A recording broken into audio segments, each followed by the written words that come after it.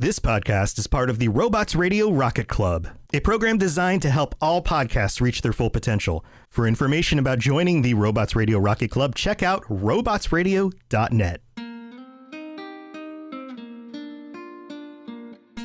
Hey all you heroes and champions, crows, pirates, and inquisitors. Welcome to the Dragon Age Lorecast.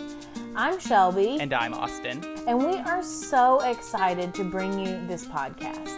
Every episode, we'll be talking about a different topic in the Dragon Age universe. From the Maker to Lyrium to Aravels, we will cover it all. There will be spoilers. And always remember, swooping is bad. Hey, Shelby. Hey, Austin. You ready to talk about some Dragon Age? I am. Well, last week we talked about the Chantry, or the Orlesian Chantry, as we did specify. So what are we talking about today? Well, today we're talking about the Imperial Chantry, which is the opposite of the Orlesian Chantry in a lot of ways. Yes, it is. So when does... I guess we covered this last week, but remind us for this, when does the Imperial Chantry, when does that kind of come about? Well, I mean, if you want to be technical, which I tend to want to be, the Imperial Chantry is, I would argue, older than the Orlesian Chantry because they are a group that was founded with Hessarian, who was at one point the Archon of Tevinter. And Hessarian, if you're a history nerd and you remember from our previous episodes, Hessarian is the Archon at the time where Andraste is betrayed and burned at the stake, and he's the one who actually kills her. He stabs her in an act of mercy so she wouldn't have to, be alive while being burned on the stake. So about 10 years after this happens, he is overcome with kind of guilt about accepting, Mafrath's deal and really betraying her, and he makes all of that knowledge public, and then converts Tevinter to Andrastianism. And I don't know exactly what year that is, but it's a few hundred years before the beginning of the Divine Age, which is technically when the Orlesian Chantry begins. And we can talk about how, and we will talk about how they were kind of the same, and they weren't, but they were, and then they officially split, and all of that later. But, they have two kind of pretty separate foundings. So I think that's significant. All right, well, before we get into more history, let's get your fun facts. Hey, you're the one who asked about the history. I know. I just realized I kind of derailed us. That's okay. So I just have a few fun facts today, and some of them are not that fun. Maybe we should call them trivia instead. But anyway, so the Imperial Chantry is a Tevinter group that follows the teachings of Andraste and the Maker, and they were officially declared a heretical group by the Orlesian Chantry. They are the largest and most significant of all of the heretical groups. And we'll talk about some of the other heretical groups in a future episode. You may know this one, but the Tevinter, the Imperial Chantry, does not recognize the divine from the Orlesian Chantry. And the Orlesian Chantry does not recognize the divine of the Imperial Chantry. Instead, they each elect their own divine, who is always a man, and the Orlesians refer to the Tevinter divine as the Black Divine, which is an insult, and the Tevinters refer to the Orlesian divine as the White Divine, which is also an insult. And then mages of the Imperial Chantry, they do believe that blood magic was first learned from the ancient elves of Elvenon, rather than the old gods. However, there's really not enough evidence to prove this either way, even though I think Solus would maybe suggest that might be true. But like we talked about last week, I think Austin and I are both in agreement that there's truth in all of these sides, and there's not necessarily one correct answer. But that is what the Imperial Chantry believes. There's also my prevalent theory. Prevalent, theory that the old gods and the forgotten ones are the same. Yes. There is that theory. And then my last fun fact, then this is the one that makes me say these are not fun facts. But the Imperial Chantry receives a tithe every time a slave is sold into Tevinter. Ew. Yeah, so I put that in there because I think that really illustrates how tied to Tevinter culture and Tevinter laws and just like their ways of being in the world the Imperial Chantry is. And, I think you can say that for the Orlesian Chantry and the rest of Southern Thedas, but I just don't think they take it to the same extreme. Yeah. So those are all my fun facts for today. I just have a lot of thoughts about the Imperial Chantry. Already? Yeah. Well, I want to, there's still so much we don't know about the Imperial Chantry. And we don't know how much is true or propaganda from the Orlesian Chantry. That's true. And I think Dorian helps with that perspective a lot, because you can kind of compare what he says. Right. And there are some things that we learn from him, but yeah. But it's so... The games do not set you up to have a high view of Tevinter. No, in general.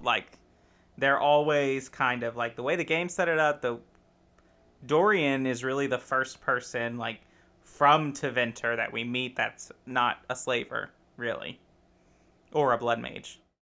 Definitely the first main character. Yeah. Well, and actually I'll say I think I could be wrong about this, but I'm pretty sure that all of the characters that we meet from Tevinter that are not slaveholders or blood mages or abominations or just generally terrible people, we meet them all in DAI. Right. And this also, I guess Fenris is technically from Tevinter or whatever you want to say. I guess that's true. But I don't know if he would call himself Tevinter. Mm-hmm. Right. So yeah. Well, let's get into history, and I'll save my many thoughts until the end. Sure. Well, we usually go to structure first before history, but we don't really know anything about the structure of the Imperial Chantry, and I say that because we can guess that they would be structured similarly to the Orlesian Chantry, but we don't know that for certain, so I didn't want to assume that. So I just said we don't know. We don't know much about the structure. Also, well, I guess this is true in the Orlesian Chantry, but in the Imperial Chantry, I forgot about this, the Black Divine is almost always a mage. We'll get there later. Yeah. But yeah. All right. So, yeah, let's do some history. So like I mentioned earlier, 10 years after Andraste's death, Archon Hessarian started converting formally Tevinter to Andrastianism. And he does this by publicly revealing what Mafrath had done, his betrayal. So he declares the Maker to be the one true God and makes Andrastianism the institutional state religion of Tevinter. And really most of the people in power, so the ruling mages and magisters, as well as leaders in the circles, they did not like this. They refused to convert. They were not fans of Andrastianism, and basically they just said no and continued worshiping the old gods. But the regular people of Tevinter, the slaves, just your everyday non-magical people, they overwhelmingly supported Hessarian.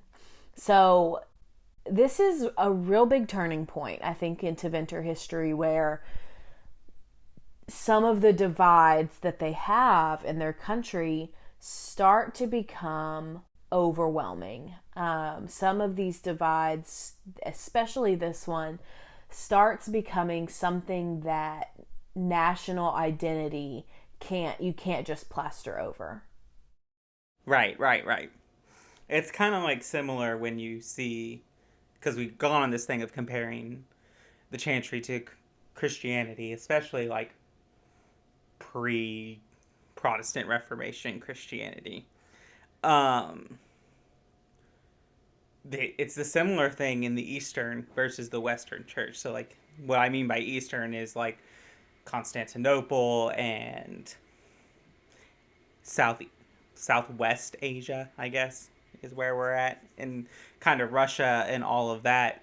They develop differently and start valuing different things than the Church of Rome. And it rises to tension to where they're really different denominations. And they are today. Yes. Yeah, that's true. And it's similar.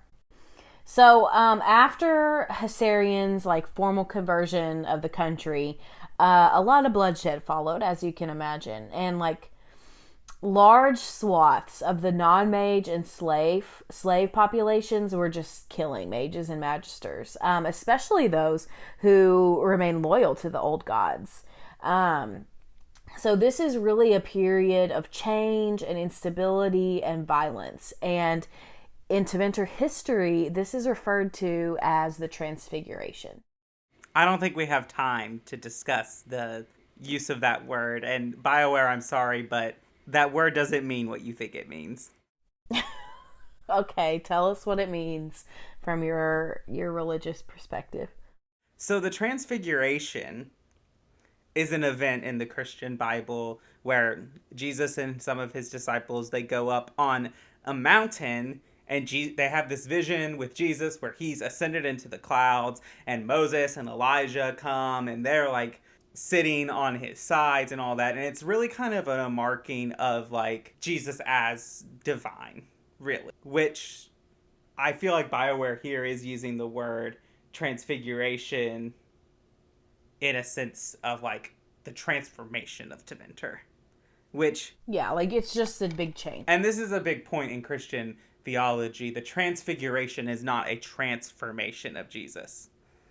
Like, even... It's a reveal. Yeah, a revealing, which, so like, it's revealing what is already there in Jesus. And so, to use transfiguration to kind of mean a transformation of a culture is not what the word means. Or the event means. To play devil's advocate a little bit, I think you can argue that that is the correct use, because in Tevinter, they're revealing these fractures that already existed, right? Between the regular everyday population, the slaves, and the non-mage population, and the magisters. And, you know, I think that's not something that's new. That divide isn't something that's new. It's something that's always been there. And so I think that you can argue that the use of the word transfiguration in this context is a revealing of some of the deeper issues in the Imperium at this time. It's also one of those things of BioWare saying, no, we did not take inspiration from the Christian church for the Chantry, and then they go and use words like that. That word is never really used outside of Christian context. That's fair. You're so angry about it. Just be honest. Just be honest. Just say where you got the influence from. I mean, it probably wasn't intentional, you know? Right. It's really easy to draw inspiration from things without knowing that you're doing that until afterwards, until it's already happened. But to use words like that? Well, I mean, that's fair, but we also don't know exactly, like, when that, I don't remember exactly where that reference comes from, so we don't know if that's from Inquisition or Origins or whatever, and those are two really different periods in BioWare's history as well as Dragon Age's history. That's true, but I don't want to derail us a little bit too much, but I just thought that word was interesting because it is. It's a big moment in the story of Jesus for Christians, so... And it's a big moment in Tevinter history, too. Mm-hmm. Well, let's move on. So when Emperor Draken of Orlais begins to establish the Chantry, the Tevinter worshippers of Andraste were, in a word, pissed. like they saw themselves as like their version of the Holy Land, which is ironic. They saw themselves as the people who had been worshiping Andraste for the longest. And so they saw themselves as the rightful heir of whatever form this religion would take. So pretty much from the get-go, there's a lot of tension there. I see that take from Tevinter. I also think that's ironic because they're also the ones that killed her. They're also the ones that she fought against with her whole life. So it's an ironic take to me. I don't know what you think. Think about Vatican City and the city of Rome. What about the city of Rome? And like this is lofted up as this huge holy place in Christianity when it was the Roman Empire that killed Jesus and the Roman Empire that Jesus was, speaking against in a lot of ways. I mean, you can argue he's also speaking against the religious leaders of his time, but he has a lot to say about how the Roman authorities treat the people of his time. That's true, but Jesus wasn't crucified in Rome. No, he was not. He was crucified outside of Jerusalem. So, anyway, we got to move on from the Christianity But metaphor. it is ironic because if anyone has a claim to say that they've been worshiping Andraste the longest, it's the Avar and the Alamari.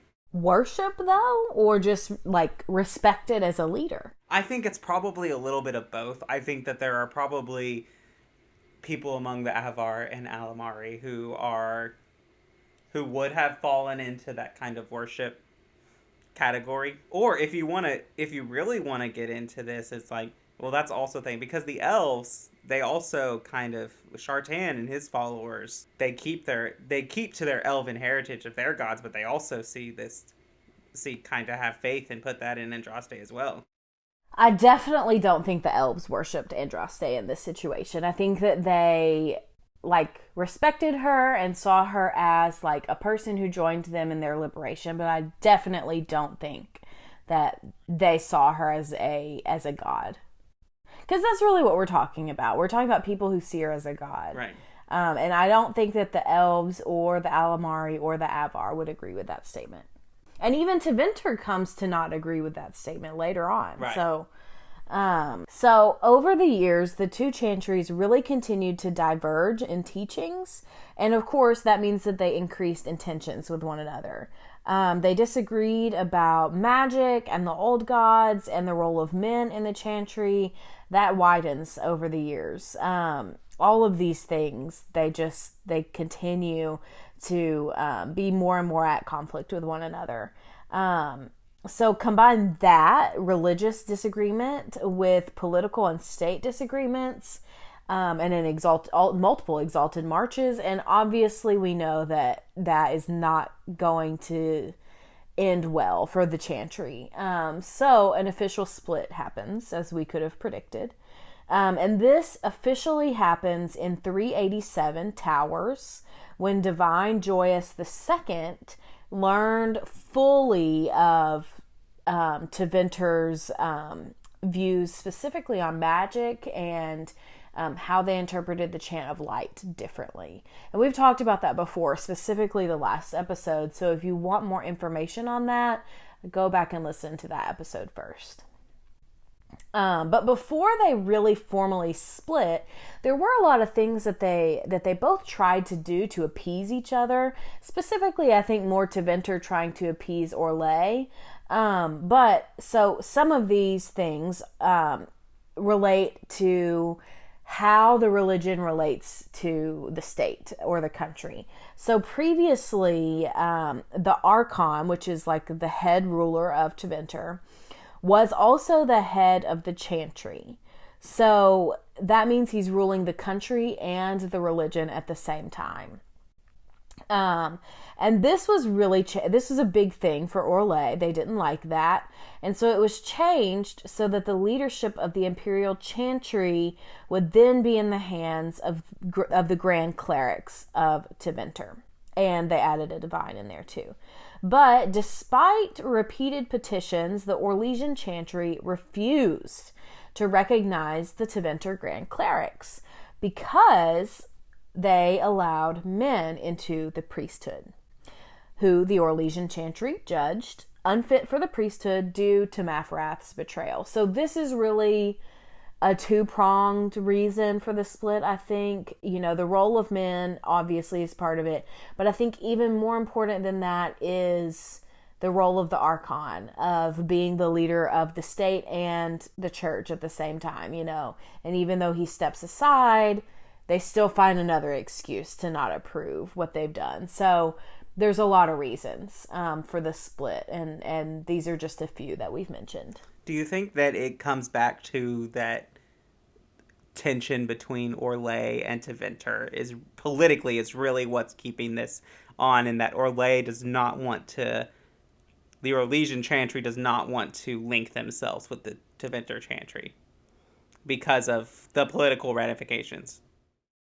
No, I really think that if you took one of the things away, like if they still had the political differences and the Chantry didn't exist, they would still be at odds with one another. And the flip side is, if you took away the political tension, I think that the theological differences and the history of Andraste herself is enough for the two Chantries to be at odds with one another. Right. So I think that would exist either way. No matter which way you cut it, I think that's going to be a thing. We obviously have talked about the views on magic and how they're different. Their priesthood being men and how that's different. The Black Divine, the relationship of the Archon. My biggest thing that I want to know about, and I've only ever gotten a little bit of information on this, how do Templars function in Tevinter? Because with the Chantry established, there has to be circles, which means there has to be some form of Templar there.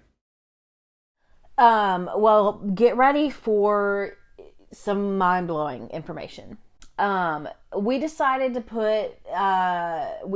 not actually to separate the Imperial Chantry and the Imperial Templar episodes, just because we don't know enough about the Imperial Templars to kind of justify its own episode. So we're just going to spend a few minutes now talking about all this. So you're right. Tevinter does have circles, but they exist more as schools than what they're like in the rest of Thedas. I definitely think the rest of Thedas should take a page out of Tevinter's book for how to structure the circles. But I'm off topic. So they do exist, and they're controlled by high-ranking magisters instead of Templars. The Imperial Templar Order falls under the authority of the magisters, and therefore they fall under the authority of the Circle of Magi. So, as we talked about, I think in our Seekers episode, Lord Seeker Lambert basically has said that the Templars have no power whatsoever in Tevinter, which I don't necessarily disagree with. I think he's right. So basically their main role in Tevinter is to enforce Imperial law. So they're really just like your everyday police force. And they can still intervene if a mage uses blood magic, or forbidden blood magic, I should say. And they do retain the right of annulment, but they usually only act against mages who are weak or who have fallen out of favor with the magisters. So again, this is something that's very political. And then I think it's important to add that Tevinter does not consider moderate use of blood magic inherently dangerous or forbidden, so long as it is restricted to the use of your own blood or the blood of someone who is a willing participant.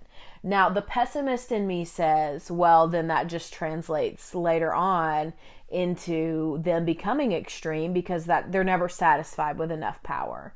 But that's the pessimist in me. Tevinter people would probably disagree with that statement. But also, how does a slave be a willing participant? Right, they can't. They can't. There's a power dynamic there that they just can't. Okay, so really, I think the biggest thing to know about Imperial Templars is that the majority of them lack the ability to counter magic. This would suggest that they don't ingest lyrium, and that they're primarily utilized as soldiers or a police force. In fact, it's pretty often that modern Tevinter mages, when they meet Templars in the rest of Thedas outside of Tevinter, they find themselves bewildered when they witness their magic being nullified by non-Imperial Templars, because they've never previously encountered such an ability within their homeland. It's interesting because, like, it makes total sense. Like, why would somewhere that is basically a mageocracy, why would they waste a resource like lyrium on non-mages? But also, like, why would they give a force of warriors that kind of power over everyone in their political structure, even their divine? Right. That makes total sense. They wouldn't.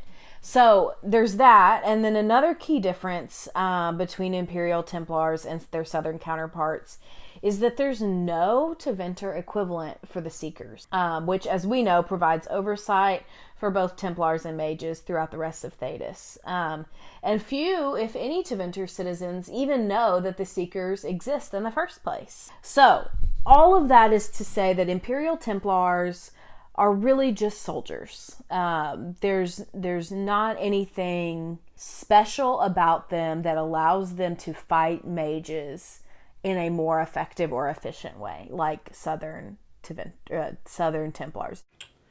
Yeah. This makes sense why, Tevinter has never really been successful in repelling the Exalted Marshes from the Orlesian Chantry, because all you really need to kind of render them useless is an army and then just interspersed Templars and Seekers. And the Tevinter mages aren't gonna know what to do. True. That's true.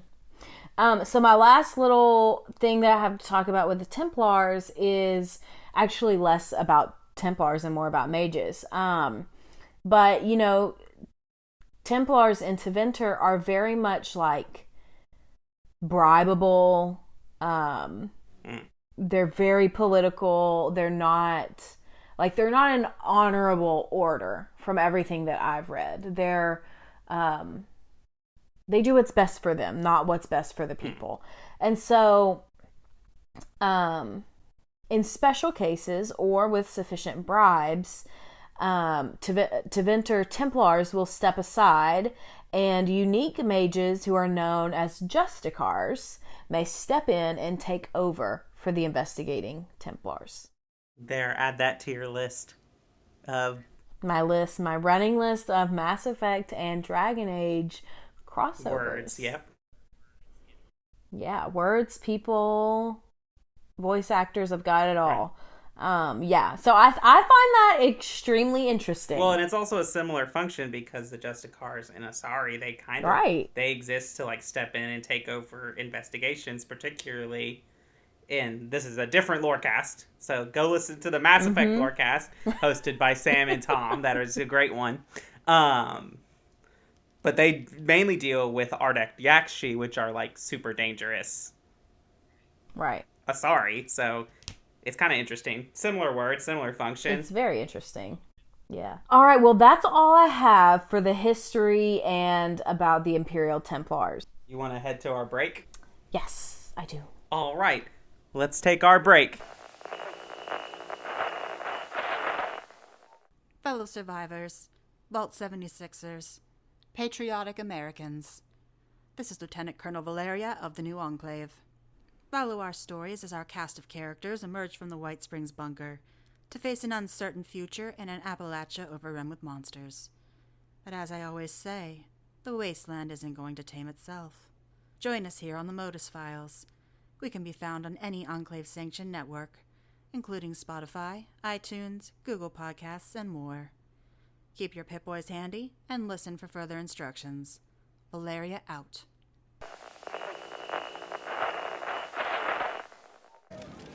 So, I'm still trying to wrap my mind around this. I'm listening. Ah, you've returned. A letter arrived for you. All right. So welcome to the mid-show, where we just talk about everything about the podcast. Just wanted to remind you that we are on Patreon. If you would like to support us that way, you can go to Patreon. You can find the link down in the description. There are different tiers with different benefits. You can go and see all of that there. Also, another way to support us a great way is to leave us a review, either on Apple Podcasts or Spotify Podcasts. If you leave us some words on Apple and a 5-star review, we'll read them out on a future episode of the show. I don't think we have any reviews to read this week, Shelby. We do. Oh, we do. One. I was wrong. Look at me. Yes, we do have one. And this one's from Whitney Blaine. And the title is Just What I Needed. 5 stars. I am fully immersed in the Dragon Age world at the moment, and finding a podcast dedicated to lore has been amazing. The hosts are well informed, and I enjoy their banter and chemistry. Thank you, Whitney. Awesome. Thank you so much. All right. We also want you, we are still doing our Show Us Your Heroes, Hawks, and Heralds. And so, Shelby, do we have one to share this week? We do. Woo-hoo. Okay, so today's hero is from Billy A in our Discord. And so about Billy's hero. So Warden Eliza Kuzland is a saucy, red-headed noblewoman who spends her days, much to her mother's horror, among the rogues and rakish figures of the taverns. She has no plans to settle into the gentle life of a Terran's daughter or to be betrothed to any man who doesn't allow her to do what she wants. She is a rogue who recruited and kept all players, somehow becoming friends with Morrigan without the use of a desire demon. She saved Connor. She brokered a peace between the werewolves and the elves. She defeated Bronca to destroy the anvil. She sided with the mages. She won Zevran's love and broke Alistair's heart when she realized it would never work out. She helped elect Honora to the throne, killed the archdemon with her own hands, and allowed Morrigan to conceive an old god baby with Loghain himself. After the events of the game, she leaves the Wardens and sets for the seas with Zevran, linking up with Isabella, and the three remain in a romantic triad for some time before a rift happens between them, goaded by Isabella, of course, who supposedly sold Zevran out to the crows, and they are now looking for him. After that, Eliza joins the crows herself in order to settle his debt once and for all, which causes them to break up as well, as over the years he's come to recognize the horror of his upbringing as an Antivan crow. She sounds like an awesome hero, and Billy, I'm so glad you shared her with us. Thank you. Yes, thank you so much. And as you can always do, you can show us your heroes, heralds, and hawks. I did that in the wrong order, but we'll get that. That's okay. And so you can send them to us, join our Discord, which you can find in the description. You can send them to us via email at dalorecast@gmail.com, or if you're so kind, you could message us on Twitter with that as well. So Shelby, you ready to get back into the episode? No, I'm not, because you didn't read out the names of our patrons. Oh, I didn't. You're right. Okay, so the names of our patrons.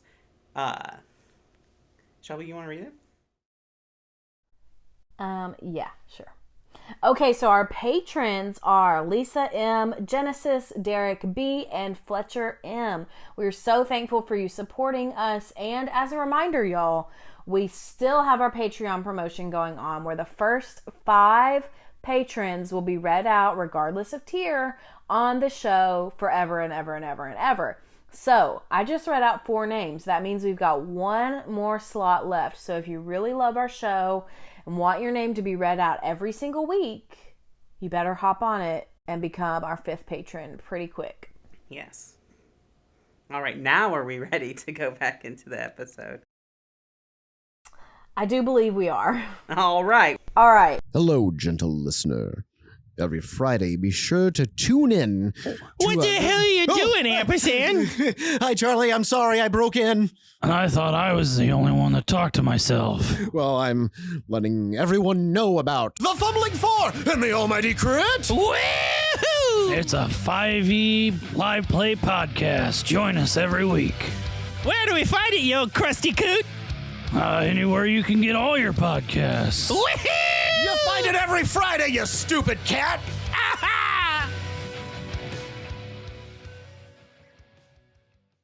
My friend. You fear barbarians will swoop down upon you. Yes, swooping is bad. Yeah, this is gonna be fun. So now we're going to get into the juicy stuff. And what I mean by juicy stuff is their basic teachings and theology of the Imperial Chantry. So here's when we get to really just like talk about what we think about it. So first up, men are allowed to become priests and they embrace magic at all levels in the Imperial Chantry. And even further, the Black Divine is always a man and he is always a mage and is always a member of a circle of magi. Interesting. It is interesting. But he does not have to come from the magisterium. Technically, I don't believe so, but I think it would be very unlikely for him to not come from the magisterium. Right. So similar to the Orlesian Chantry, the Imperial Divine is elected by the Grand Clerics, usually from within their own ranks, but whereas the Orlesian Divine is chosen through a unanimous vote at the Grand Consensus, the Imperial Divine is just elected by a simple majority. In the case of a tie, the Archon casts the deciding vote. And the Imperial Divine does occupy a seat on the Magisterium. So the path to divine, if you made it to become Black Divine, could earn you a spot on the Magisterium when otherwise you wouldn't have gotten one. Yes, but I got one more thing to say about that before we decide if that's true. So Archon Nomoran in the Storm Age lifted the rules prohibiting mages from participating in politics. This is an important thing in Tevinter history, but it happened a long time ago.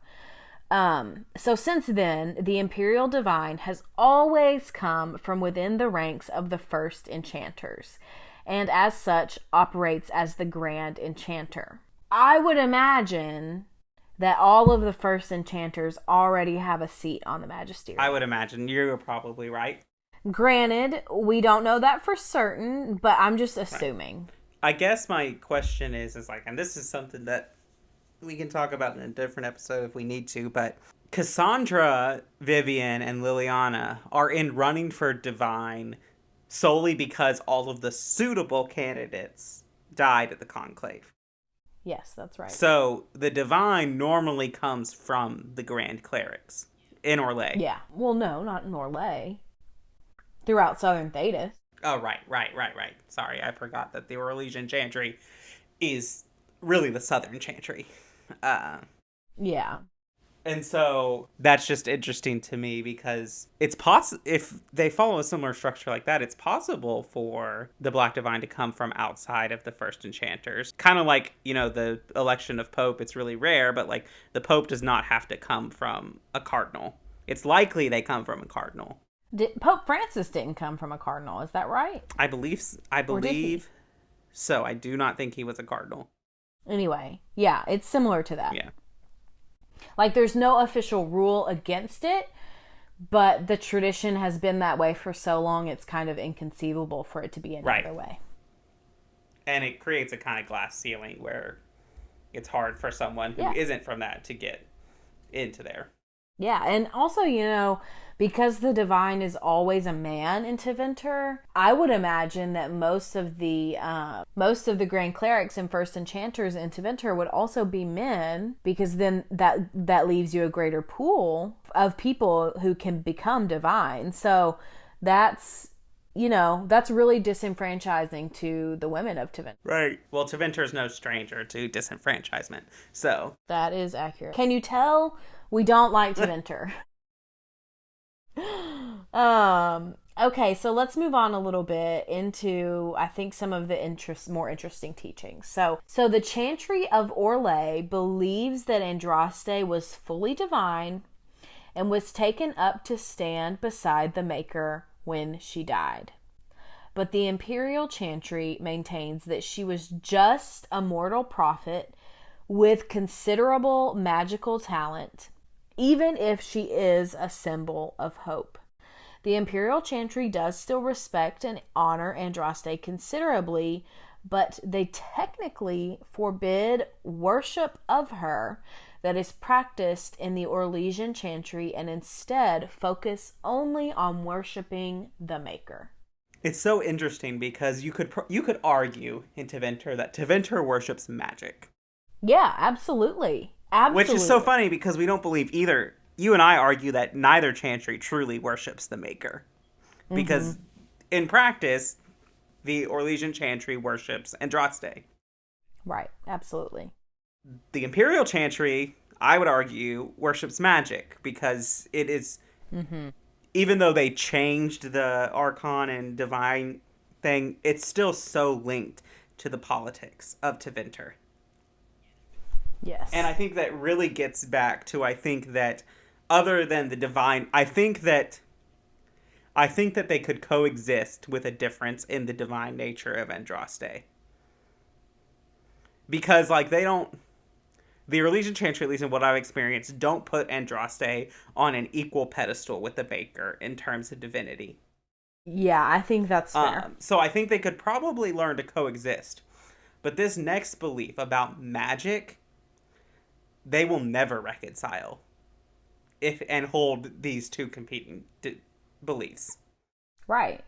Because it goes against everything that they believe with each other. I was just going to say, just for a review, let's overview what they actually believe about magic. Yeah, so this is, I think you're right, this is the greatest source of conflict between the Imperial and Orlesian Chantries. And it's the interpretation of this line in the Chant of Light. Magic exists to serve man and never to rule over him.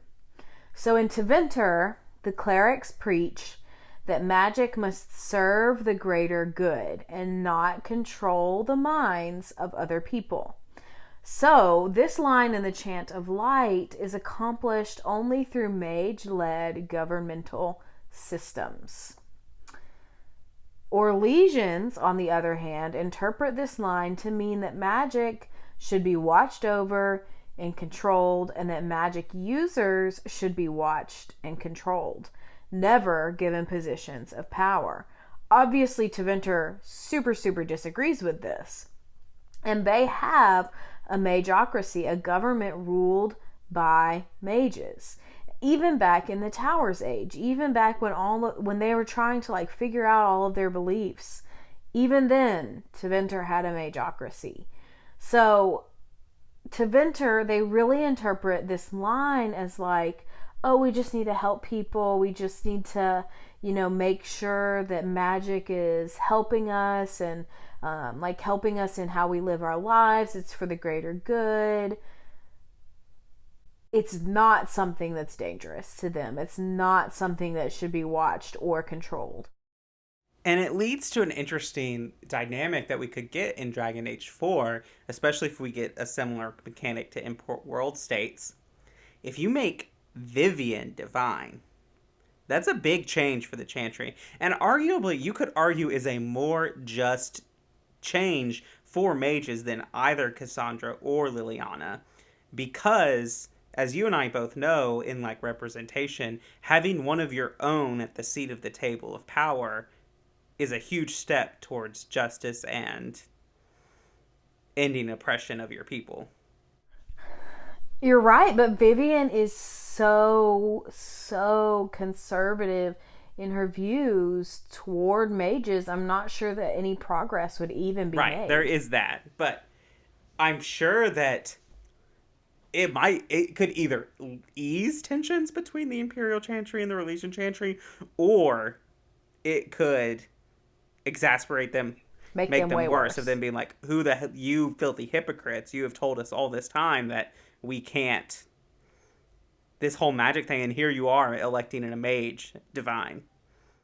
But not even that. I think it would be more of like looking at Vivian and seeing her as a mage, seeing her as one of them almost, and then being like, and yet you continue to oppress mages, yet you continue to treat mages as second-class citizens. You're the hypocrite. Right. So I think that it's definitely the biggest tension that I think is probably the most irreconcilable. Yeah. I mean, at the same time, though, if Liliana becomes divine, she's basically like, free all the elves! Like, the elves can do everything! We love them!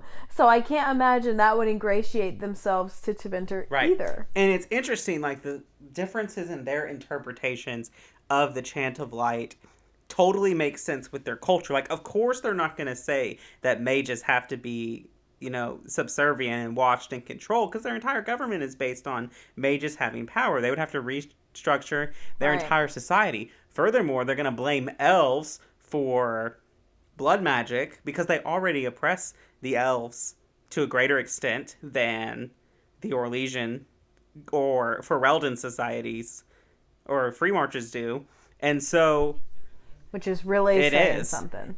And so they're going to use that as a way to say, like, well, we can treat... Just like the Orlesian Chantry uses, Tevinter Magisters created the Blight, so we need to control mages. Oh, you elves created blood magic. Yeah. Yeah, you're right. It's definitely, like, a geopolitical mess. And we're huge Fenris simps, so that colors our view of Tevinter. And so, but okay, but still, like, you can't argue that slavery is okay in Tevinter. Like, you just can't do that. Like, it's just no. And if you do, I'm sorry, I don't want you listening to our podcast. That's true. And it's so hard. I stand by that. If you're okay with slavery, like, unfollow us. I'm fine with it. It's so hard to divorce their view of magic and their practice of slavery and the rest of their government. So you can't really say, it's hard to say, like, only Tevinter political people do this and Tevinter mages are different. Because it's all interconnected. Right. Which is where I get, like, one of my biggest beefs with Anders is his idolization of Tevinter. Right, because he's a mage. And I will say, I don't think Tevinter has everything wrong. I think there are some things that we can learn Their whole from thing of circles being schools, I'm all for that. Yeah, absolutely. Which is why I almost always send Fenris to Tevinter, because I think it's the best place for him. I agree. Well, let's move on a little bit because we're getting off topic again.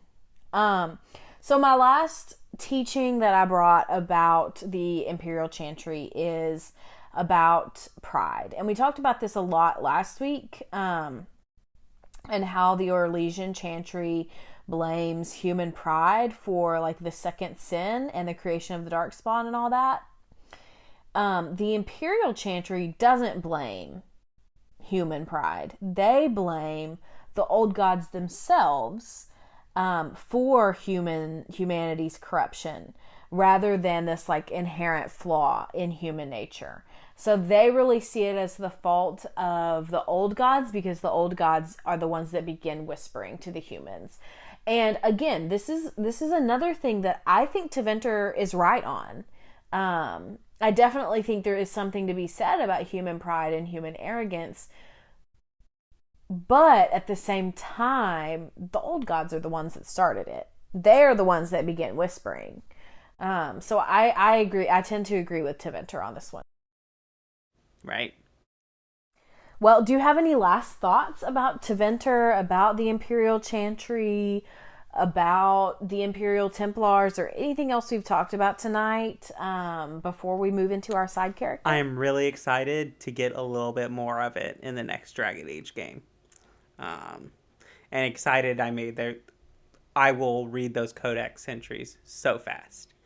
And I think that Right. really just seeing it firsthand will be really helpful in broadening the worldview of Thedas and an already huge world, expanding it and showing us a different group of people, because Dorian really challenges our view of Tevinter and how he talks. Absolutely. And I don't think I wouldn't call Dorian a Tevinter apologist, even though he kind of is, because he's so willing to say, like, no, Tevinter has this wrong. Tevinter is doing this wrong.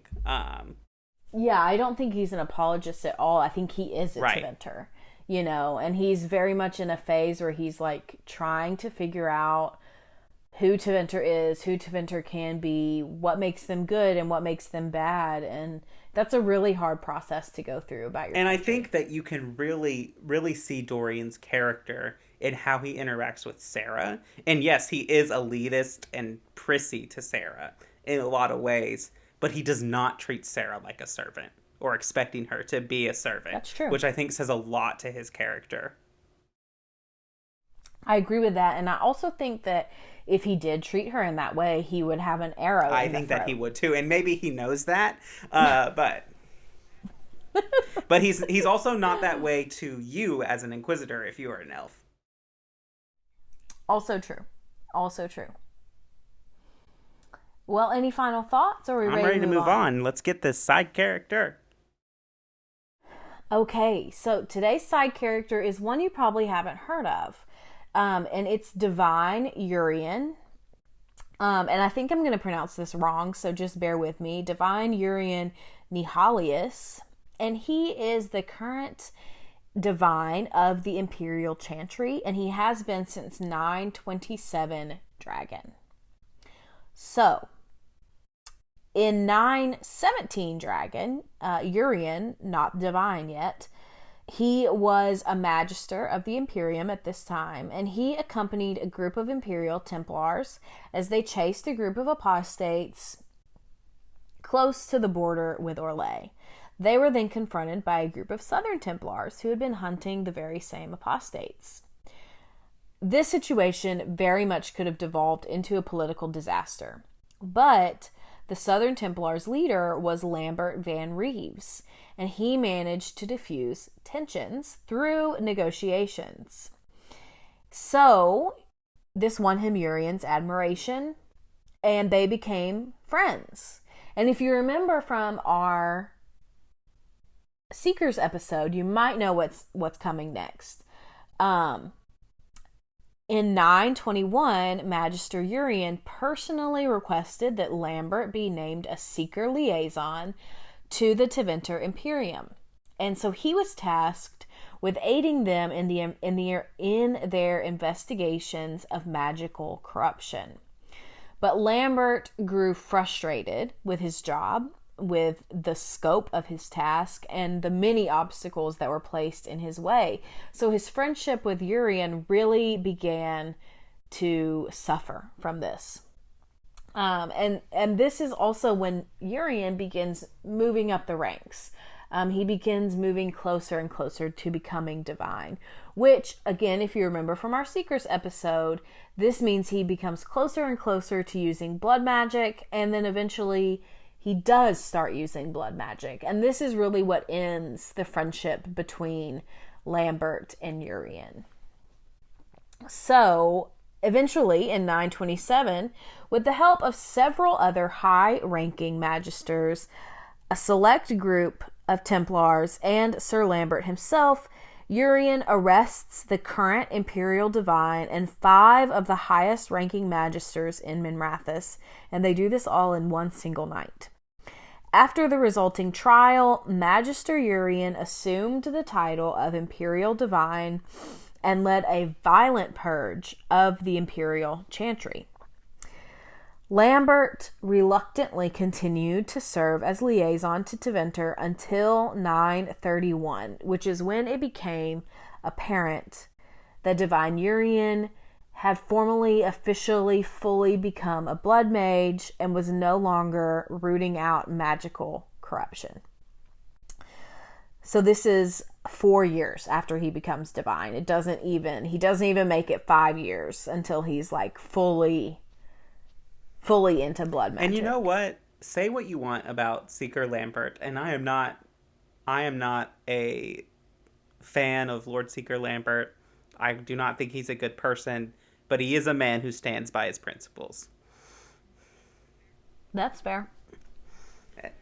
And I can respect that about an individual. Yeah, that's fair. Well, so Divine Urian also clashed with other people, not just Lambert. And one of the most significant is Aurelian Titus. And Titus appears in the comics. So does Divine Urian. That's where we get a lot of this information from the comics. But Aurelian Titus is a dragon cultist who had been gaining more and more power in Tevinter ever since he was granted a seat on the magisterium in 929. And so they had a lot of conflict. If you're interested in this, go read some of the comics. But the Divine Urian really was losing ground in this confrontation between him and Aurelius Titus.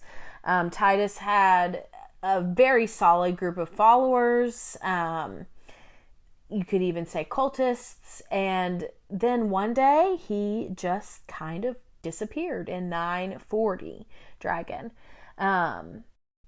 So we don't really know what happens to him at the moment. We could with the release of more comics, but as we know currently, Divine Urian is the Black Divine in the Imperial Chantry. And I wish we knew more about him as a young person, but we just don't. But I thought he was an important character to highlight because of his role in the Imperial Chantry, and he's really one of the only ones we know. So that's what I've got about Magister Urian. I think that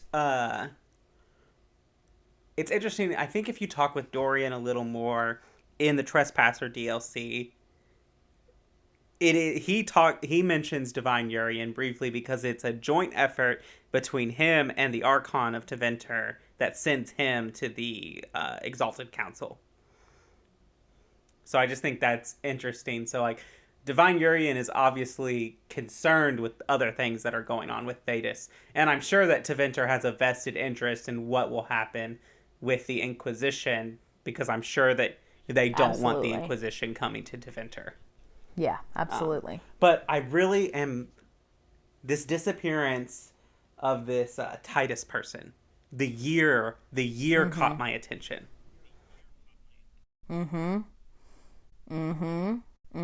Which, if you don't know, 940 Dragon is the events of Dragon Age Inquisition. And so, is he connected to Corypheus? Did he help Corypheus create his own Blight Dragon? Like, what? Who is this person? I need to know more. Absolutely. No, I totally agree with you. And unfortunately, we just don't know much more. But the year, like, that's so... It can't be a coincidence. No, it can't be. I'm sure we'll find out more later. All right. Well, that's all we got, I think. All right. Well, I find the Imperial Chantry very interesting, and I hope to learn more about them in coming Dragon Age content. I agree. All right. Well, we'll see you all next week. Thank you for listening.